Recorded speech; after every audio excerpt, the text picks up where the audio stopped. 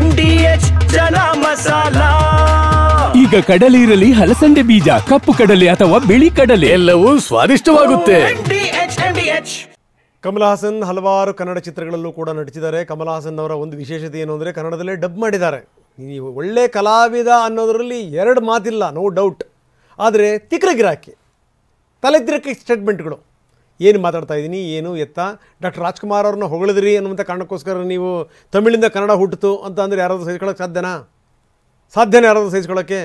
ನೀವು ಇಲ್ಲಿ ತನಕ ಕನ್ನಡದಲ್ಲಿ ಕೊಟ್ಟಿರುವಂಥ ಡಬ್ಬಿಂಗು, ಕನ್ನಡದಲ್ಲಿ ಮಾಡಿರುವಂಥ ಆ್ಯಕ್ಟಿಂಗು, ನೀವು ಗಳಿಸ್ಕೊಂಡಂಥ ಹೆಸರು ನೆಗೆದು ಬಿದ್ದೋಯ್ತು ನೋಡಿ ಇಲ್ಲಿಗೆ. ಕನ್ನಡಿಗರು ನಿಮ್ಮ ಕಂಡ ಉರಿದು ಬೀಳ್ತಾರೆ. ನಿಮ್ಮ ಯೋಗ್ಯತೆ ಇಷ್ಟ ಆಯ್ತು ಇವಾಗ. ಕಮಲ್ ಹಾಸನ್ ಅವರೇ,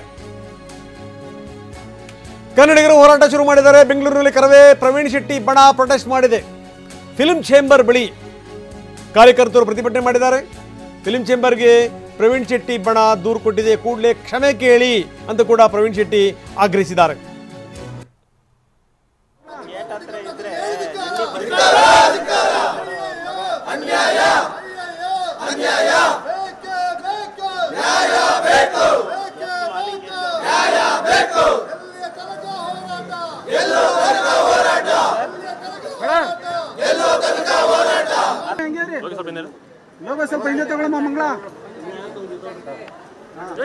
ನಾವು ನೋಡ್ತಾ ಇದ್ದೀವಿ, ಫಿಲ್ಮ್ ಚೇಂಬರಿಗೆ ಬಂದು ಮನವಿ ಕೊಟ್ಟಿದ್ದಾರೆ. ಒಂದು ಕಡೆಗೆ ಎನ್ ಆರ್ ರಮೇಶ್ ತಮ್ಮ ಬೆಂಬಲಿಗರ ಜೊತೆಗೆ ಪ್ರತಿಭಟನೆ ಮಾಡಿದ್ದಾರೆ. ಇನ್ನೊಂದು ಕಡೆಗೆ ಪ್ರವೀಣ್ ಶೆಟ್ಟರು ಚಲನಚಿತ್ರ ವಾಣಿಜ್ಯ ಮಂಡಳಿ ಮುಂದೆ ಪ್ರತಿಭಟನೆ ಮಾಡಿ ಮನವಿ ಸಲ್ಲಿಸಿದ್ದಾರೆ. ಕನ್ನಡ ತಮಿಳಿನಿಂದ ಹುಟ್ಟಿದೆ ಅನ್ನುವಂಥ ಮಾತನ್ನು ಹೇಳ್ತಾರೆ ಅಂದರೆ ಇದನ್ನು ಯಾವ ಕನ್ನಡಿಗನೂ ಸಹಿಸ್ಕೊಳ್ಳೋಕ್ಕಾಗಲ್ಲ. ವಾಣಿಜ್ಯ ಮಂಡಳಿ ಮಧ್ಯಪ್ರವೇಶ ಮಾಡಿ ಕಮಲ್ ಹಾಸನ್ ಚಿತ್ರವನ್ನು ಬ್ಯಾನ್ ಮಾಡಬೇಕನ್ನುವಂಥ ಒತ್ತಾಯವನ್ನು ಕರ್ನಾಟಕದಲ್ಲಿ ಮಾಡ್ತಾ ಇದ್ದೀವಿ. ಸರ್ಕಾರ ಮತ್ತು ಅಭಿವೃದ್ಧಿ ಪ್ರಾಧಿಕಾರ ಎಲ್ಲರಿಗೂ ಸಹ ಕೇಳ್ತಾ ಇದ್ದೀವಿ, ಈ ಕೂಡಲೇ ಅದನ್ನು ಬ್ಯಾನ್ ಮಾಡಬೇಕನ್ನುವಂಥ ಒತ್ತಾಯವನ್ನು ಮಾಡ್ತಾ ಇದ್ದೀವಿ.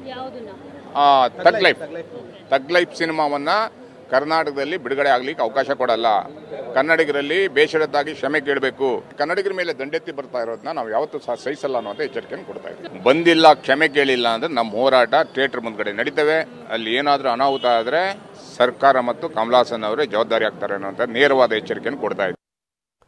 ಏನಾದರೂ ಹೆಚ್ಚು ಕಡಿಮೆ ಆದರೆ ಕಮಲ್ ಹಾಸನ್ ಅವರೇ ಹೊಣೆ, ಸರ್ಕಾರವೇ ಹೊಣೆ. ಯಾವುದೇ ಕಾರಣಕ್ಕೂ ಕಮಲ್ ಹಾಸನ್ ಸಿನಿಮಾ ಬಿಡುಗಡೆಗೆ ನಾವು ಒಪ್ಪಲ್ಲ.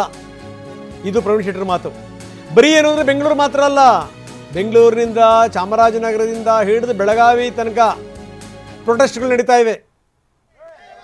ಕನ್ನಡಿಗರ ಕ್ಷಮೆ ಕೇಳಿ ಅಂತ ಬೆಳಗಾವಿ ದೃಶ್ಯಾವಳಿಗಳನ್ನು ನಾವು ತೋರಿಸ್ತಾ ಇದ್ದೀವಿ.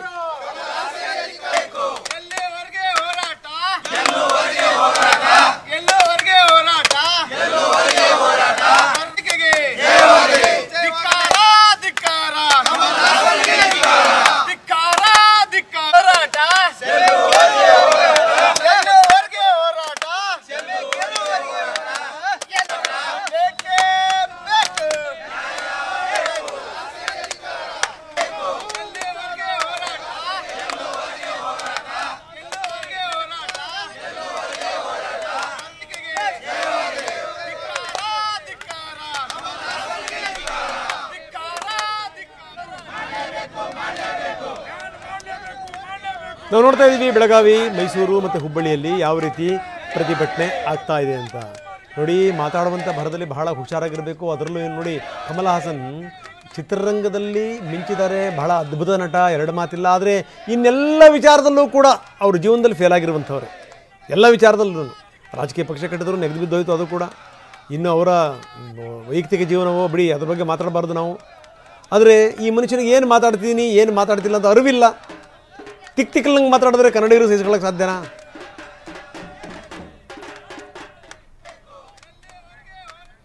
ವಾಹ್, ಯಾಕೆ ಈಗ ಬಂತ ಸ್ವಾದ? ಖಂಡಿತ ಈಗ ಬಂತು ಅಸಲಿ ಸ್ವಾದ. MDH chunky chaat masala life ಅಲ್ಲಿ ಅಸಲಿ ಸ್ವಾದ ತರುತ್ತೆ. ಅಸಲಿ ಮಸಾಲ, ಎಸ್ ಎಸ್ MDH.